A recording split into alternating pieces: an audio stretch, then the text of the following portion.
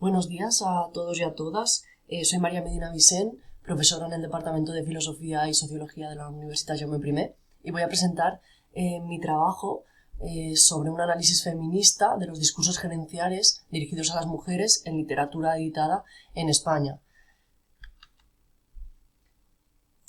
Los discursos gerenciales son discursos que se dirigen de forma directa a los sujetos para que estos incorporen las lógicas empresariales en su dinámica diaria o en su vida, es decir, para que se dirijan como si se tratase de una empresa.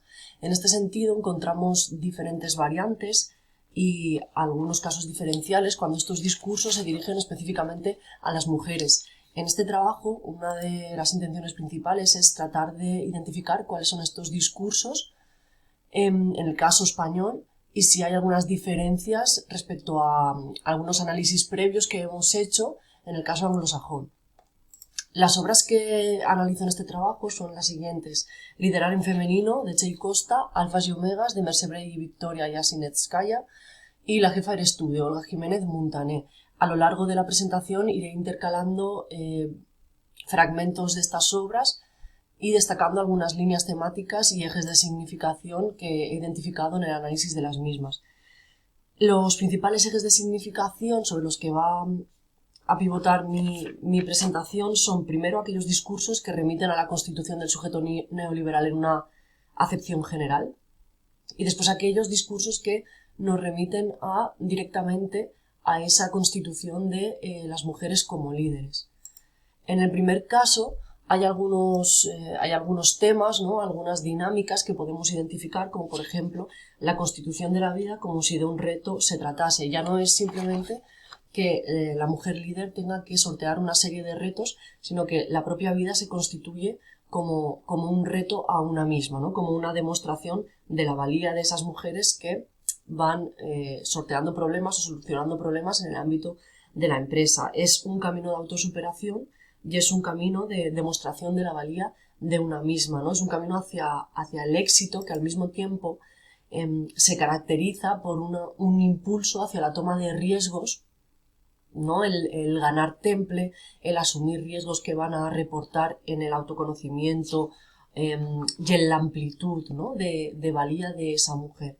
Es decir, en esa constitución de las mujeres como sujetos neoliberales, la toma de riesgo será uno de los ejes discursivos más importantes, que además están ligados a otra cuestión que nos remite de forma directa al campo estructural de cómo se constituye la economía en la actualidad, ¿no? Es una economía más flexible, más movible, mucho más dinámica, y esto exige plantillas más flexibles, ¿no? Que las líderes que se consideren líderes inteligentes, líderes que se adaptan al entorno, serán líderes flexibles, ¿no? Que muestren flexibilidad frente a esos cambios. En este campo también resulta importante destacar que, digamos, que el liderazgo de las mujeres se inscribe en un marco estructural también en el cual se produce, en términos de Hartmut Rosa, una aceleración social, ¿no? Un aumento de la demanda de acciones que llevamos a cabo por minuto. En este sentido, en ese reconocimiento que hacen las autoras de ese mundo acelerado, se pone en valor la gestión del tiempo, es decir, frente a esa aceleración, las mujeres, que además reciben demandas de diferentes espacios, como son el espacio público, digamos el de trabajo, y el espacio íntimo, porque aún se les reclama ese papel como madres o cabezas de familia, pues tendrán que aprender a gestionar el tiempo de forma eficiente, ¿no? Y esto es algo que se integra en la propia identidad de la mujer. Otra cuestión que resulta trascendental en esta configuración de las mujeres como sujetos neoliberales y como líderes es la gestión emocional. Encontramos a lo largo de las obras, de forma transversal, en las tres obras, toda una serie de recursos al lenguaje terapéutico, ¿no? A lo que autoras como Eva y Youth han denominado el capitalismo emocional, esa puesta en el mercado de las emociones. La autogestión de una misma, cuando por ejemplo sentimos tristeza frente a una injusticia que se puede producir en el ámbito laboral, como se produce de forma cotidiana, ¿no? O el estrés, ¿no? Las presiones, cómo lo gestionamos. Pues bueno, encontramos esta autogestión emocional que sirve a las mujeres para ser más eficientes y para ajustarse mejor a ese modelo de sujeto neoliberal, ¿no? Por ejemplo, no sobrepensar, descansar, cuidar el cuerpo, salir a hacer deporte, ¿no? Todas estas lógicas que van configurando, digamos, un escenario en el que los valores economicistas cada vez están más presentes.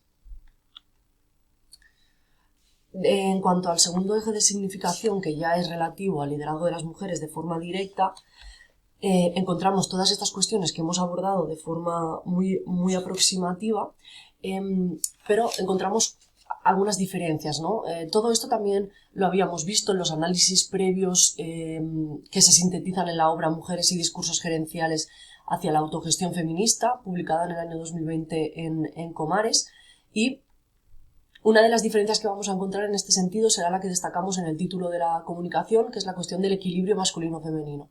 Pero hasta llegar ahí vamos a ver algunos de los pasos que se dan o que dan estas autoras para realizar esa defensa de dicho equilibrio o complementariedad entre los géneros.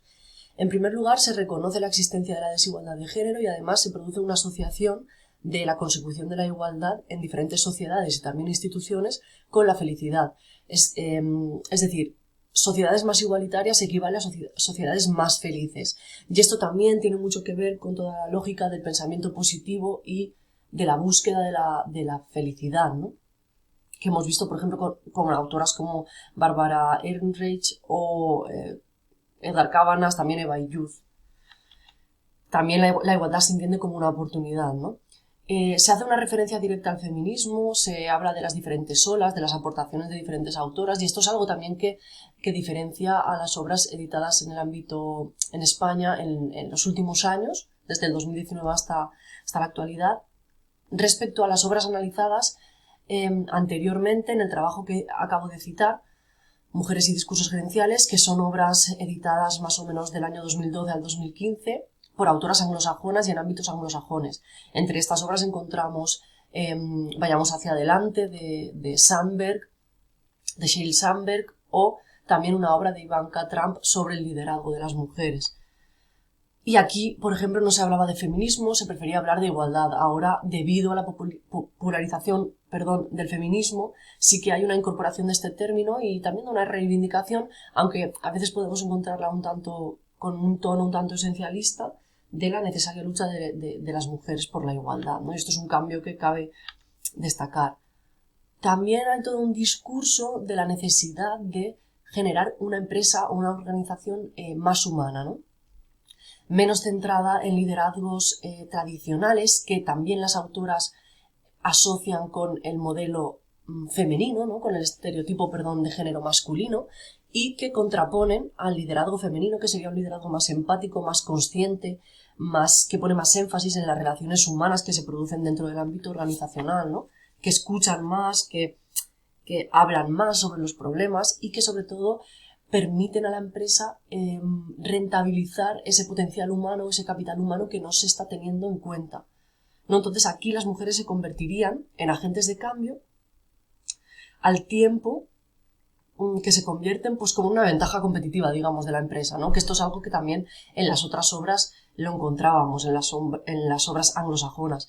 En este sentido, se entiende que las mujeres suponen para las empresas una oportunidad de revertir modelos de liderazgo que no han dejado espacio a las emociones y que no han dejado espacio a las personas, ¿no? Y que se han olvidado del entorno.